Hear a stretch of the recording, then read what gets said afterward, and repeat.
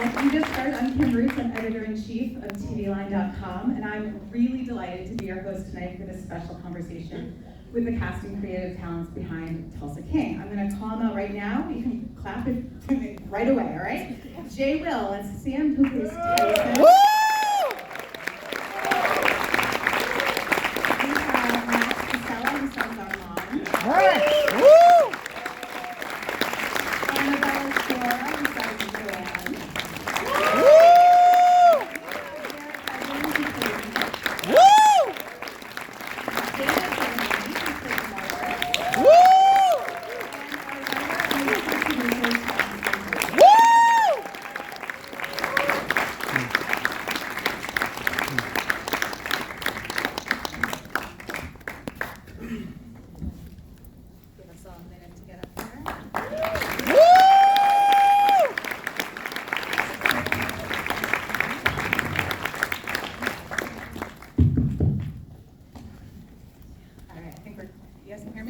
Yes. No. No.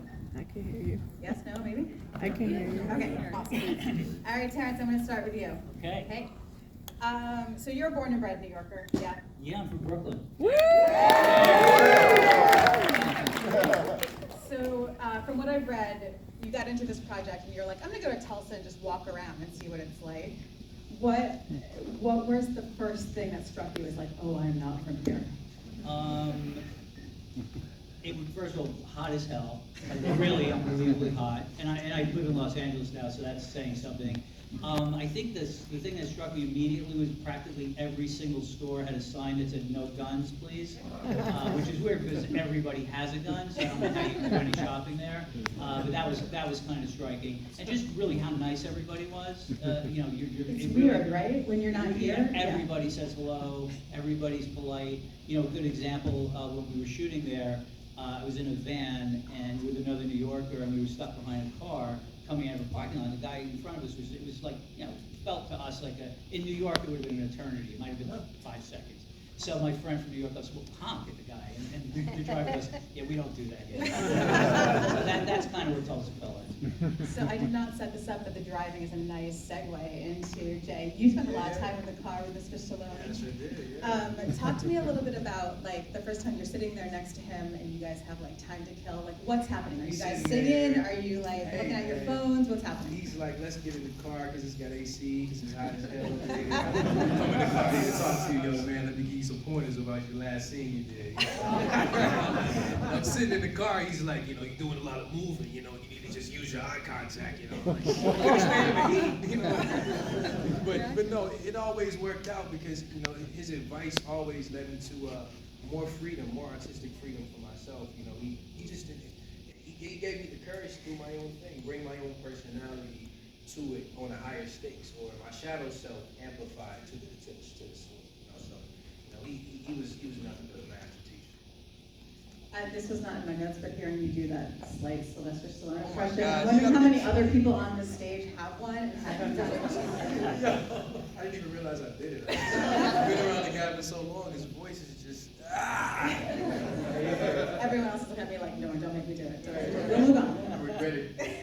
I think I did it once after immediately hanging up the phone from him and then not really, then terrified that I hadn't hung up yet. I just say goodbye. Thank God it was off, but I'll never do that again. Garrett, we heard you sing in this episode. You did. I mean, honestly, we heard you sing now. So we're going to get more of that in this season. We're going to see more on stage. Yeah, we get up there a little bit. Yeah, thanks to. Yeah, well, you were on set once in the beginning of season 1, and Garrett happened to have a guitar in between sets, so you playing the guitar, and you actually sang a song you had written about Tulsa, right? Like 6 months before you were doing the show. Yeah, why isn't that? I don't know. I can't. It was. But I was like, it was one of our first days of shooting or something like that. But it was coincidentally, or because David Glasser was telling a story about a family member and actually the significance of a hummingbird. And I said, oh, I got this song called The Hummingbird. I just recorded last night. And he played it and started getting teary-eyed. And then I said, oh my gosh, wait, I wrote this song called Tulsa nights as well, maybe that'll work, and all of a sudden we're singing. Yeah, I was like, I didn't know we could do that. I was like, well, this is great, let's put them on the shows. And then, like, then you go through the rest of the cast, like, you have any weird talents? Like, no, that's weird, but exactly, Mark Starr can juggle, and we're still trying to work that in somewhere, so. But anybody double jointed or do anything? I'm gonna write up my resume of hidden talents, just to see what, because I can juggle too. And you can actually do it. Usually when an actor says they have a bunch of lists of skills, they can never really do it. This guy actually can sing and play the guitar. Annabella, it seems like we're going to see more of Joanne in Tulsa this season, which is awesome. Mainly because I feel like siblings can push buttons that other people can't push. So talk to me a little bit about that relationship and whether we're going to see them get under each other's skin. It's pretty jovial at the moment. Oh, is it? Yeah, no, I like working with Sly a lot. I think we have a special relationship because he's a fucking pain in the ass, not a pain in the ass. And like, we could go at it like that in the scene, but also on the set. I feel like, yeah, I could tease him about stuff, and I think it does. I don't know what's in. What did you see? 1 and 2? She showed up in Tulsa in 2. Yeah, right. Yeah, they do get on each other's nerves and also tease each other in a way that only siblings can do. And we've worked together before, so we have a bit of a relationship there. Yeah, I was going to say, like, how, since Copland, pause for applause.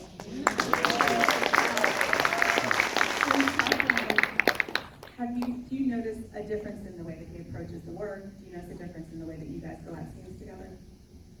Well, in Copland, he's very gentle. He's very sweet. He's very, I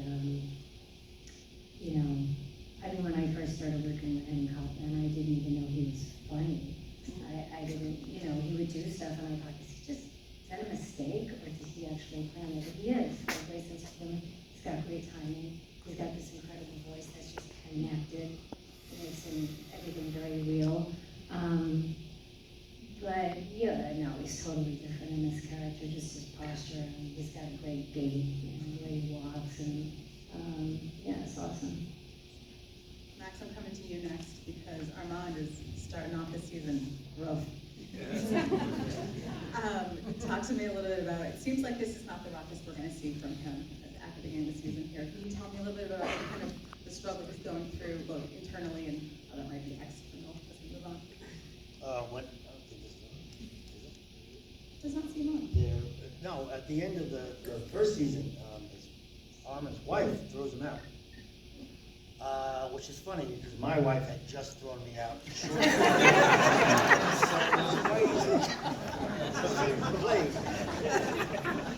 And so we pick up with that, and now he's got a lot of, this is funny, they say, don't tell a writer your problem. You guys have any other horrible stuff that happened to you, please?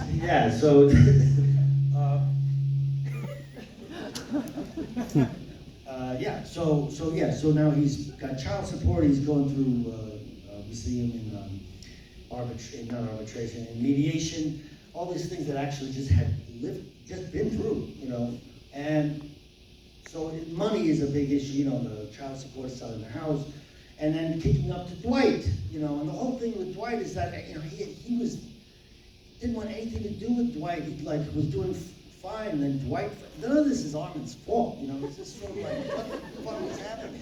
It's very self-serving. All the way out here. Armin has a lot to do with his own problems, I'm just saying. Terrence is like, it's not just I know, it's like, So, yeah. Let me tell you to try to shoot the guy. Right, well, so this is where it's going, that where the pressure is mounting on him. Yeah. So. And we see at the end of episode 2 that there's definitely a little bit of the Inverness family is kind of making their presence known again. To Goody, do you think that were a similar thing brought to Armand? Do you think he'd be tempted to just jump back in and go against Dwight? I don't know. I mean, I think if anybody were to come along like Cal Thresher does and offers to bail him out, we haven't seen that yet, right? So we don't know. I mean, there was a thing saying before. I don't know what you're talking about. I think that whoever would happen to come in, I think Armin is there to be bought because he's in a very, very vulnerable position. Dana, I'm coming to you now. Margaret seems to attract a certain type of male energy, is all I'm gonna say about that. She's got Cal, she's got Dwight. I'm wondering, clearly she enjoys being around Dwight and flirting with Dwight, and he does the same with her. What do you think about him she finds very fun and maybe dangerous a little bit? I think she likes bad boys, definitely. And I think she has her own agenda, possibly. Ooh. Some needs of her own that need to be met that are not sexual. So yeah, I think that he kind of came along at just the right time for her. So season 3 Queen Pin Margaret is what I'm hearing. I'm down with it. I'm down with it. Do you think she has any sense that like these are dangerous people to be around? And maybe... I think she loves that he's dangerous. Yeah, I think she likes it a lot. Amazing. Terrence, I am wondering if, hold on for a second. I'm just trying to ask you what I want to ask you. Oh, yeah. So this came out of me trying to, over the phone, teach my 70-something dad how to download and use the Uber app last week. It didn't go well. And we also have a 70-something-year-old man who kind of takes a lot of these technological advances, cultural advances, pop culture references, as we saw with jellyfish, right? He's very amused by them in a way that I have not found 70-something white men to be amused by. I'm wondering if you can speak at all to like what we may see coming up, why you think he's not terribly bothered by the fact that he can't grasp a lot of this right away. Well, I think that he was also, in addition to being a 70-something-year-old man, he was also in jail for 25 years. He was really in a time capsule. So, the whole world changed for this guy. There wasn't even iPhones, let alone how to use them, or what is an app, or the idea that coffee costs $5 a cup, or everything is all new. So I think part of it is just the willingness to accept everything is just sort of the sheer joy of being free and just sort of embracing how the world changes. And I think he also sees the world in the perspective of what's going to keep him young is being around young people. So the idea that he has that, cannabis store to go to and hang out with and have, be surrounded with younger people and his daughter and sort of, teaching him new things. He's kind of obviously old school in a lot of ways, but I think he's also very willing to sort of embrace things. And he does pick up technology in the fictional world a lot quicker than people do in reality, but that's just the magic of TV. Jay, do you think that Dwight is aspirational for Tyson? Do you think he looks at him and says, yeah, that's what I'm doing? Man, this guy come over, it's like, hey, got 10 racks, just drive me, of course. It's like, I want to figure out how I can just give him, drop 10 racks off to somebody. Yeah, I just think Tyson has this, the same thing in him, that desire to be somebody, this desire to make family proud. I think there are a lot of similarities between Tyson's overarching theme and Dwight's as well. It's just family, the support of family. We also know that Tyson's dad is not super into this whole thing. What you mean? He ready for me. He hated it. Every day he goes home and he's like, come on, man. The car look good, but you're making the wrong decision. But it occurs to me that Tyson's dad may also be like, well, here's this guy that suddenly showed up in my son's life. I've been here the whole time trying to show him the way. And he's like, well, I'm just going to go this way. Right? Like, can you talk a little bit about how that dynamic, like these two older men in his life showing him kind of different paths, might fail? It's interesting. It's like I hate to use this analogy. It's the devil on the shoulder and the angel on the shoulder. Just the two different perspectives. Michael Beach is a really good angel. Oh my God. Angelic being, for sure. It's funny because every time he came on set, it was almost as if it reminded me of my father. It reminded me of my uncle. I looked in his eyes, and he's Tyson. He gave, it's that look parents give you. You better put that down. He ain't saying one word. That authority. That authority that he brought to it just sells itself. And how that the dilemma between Dwight and Tyson, and the father, it's all melted pot, for sure. That's so cool. For those of you who've been on the Even Higher Plane set, which I know is not everyone here, there's so much to play with. Do you just like open drawers and look around? It just looks so cool in there. Anyone can jump in on this one. Talk to me about being there. Were you there with Jelly Roll? All this stuff. I just want to put me there. Tell me what it's like. Silence. Jelly Roll, man. No, Jelly Roll, you know, it's funny you bring him up. I remember the day he walked in on set, he was so cool, man. His whole gang walked in. You know, they were so amused by it. It was like, so, you know, should I stand here? Should I stand there? But as time went on, he was so confident. You know, he hopped in and, you know, he sang his song in front of everybody. And we were like, some people didn't know him. You know, some people were barely aware of him. But we were all gifted with the presence of him. Really slid. Very cool. Yeah. Garrett, Mitch is such a cowboy. He's such a cowboy. Dwight is so not a cowboy. Tell me where you think the common ground is there. Why do you think he's very willing to, like, as we saw at the dealership, go in and be the heavy for this guy? I think, you know, cowboys and mobsters, they got a similar grit. The two of them also had both spent time behind the bars, and so they that was a connection for them. You know, within that acknowledgement, there's an immediate trust, which made somebody who felt as wary as Mitch kind of immediately safe to go in the direction of kind of mischief and corruption again, and sort of jeopardize everything that was kind of safe for him in this life. You know, he was a bull rider.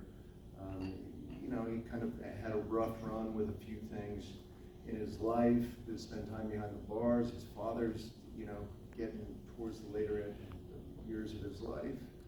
He's got this bar. He feels safe, and you know, here comes Dwight with sort of propositions to, you know, start this empire of sort of debauchery to get theirs, but in a sense, to get theirs dangerously, but wiser than before. And you know, it's enticing, it's invigorating, and there's a you know, this thrill is romantic for them, and that's something that I think cowboys and gangsters have in common, is romantic thrill of danger. That's so beautifully said. Part of what I love about the second season of the show, especially when there's such a rich ensemble, is that you get to, I feel like the actors know their characters better, the writers play to the actors' strengths with the characters. So I'm wondering now, are we gonna start getting mix-ups of like characters that we haven't seen in the same scenes, Terrence? So like, are we gonna see like Bodie with Margaret, or some, you know what I mean? Are we gonna see kind of people playing off each other we haven't seen before? Yeah, and that's the fun part about doing season 2 of a show. You know, season 1 we met everybody, so we know who everybody is, we know what the relationships between them are, and now you can start mixing and matching. So we've got, you know, we had a fun scene with Jay and Max together. You know, you get to spend time with Jimmy the Creek and Bodie. At some point, you know, Goody starts interacting with Mitch, and you know, and that's where the gold is. Sometimes you put two actors who never worked together before, and you're like, oh my God, they just play off of each other so well. So that's a lot of the fun stuff. The other thing that's really fun now is you get to really deepen the personalities and the conflicts within these people. You get to know more about their backstories and their relationships. So, you know, it just keeps building on each other. And you're kind of creating this universe of people who are fictional, but they start to inform you, tell you who they are and what they want to be. And, or again, even like you say, like, you know, I didn't know Mitch could sing when in the first episode, but then you're like, wow, this is, and that's a whole other